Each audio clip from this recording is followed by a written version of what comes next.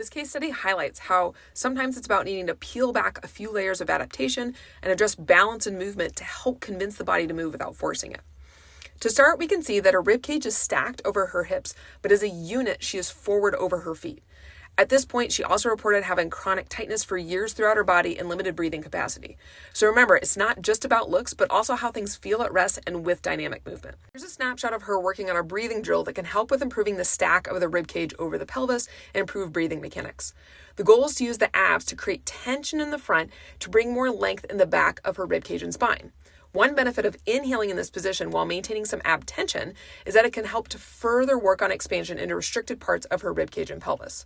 The problem is that she was so restricted in her back, chest wall, and pelvis that when she held tension in her abs, she ended up falling into a shallow breathing pattern that caused neck discomfort.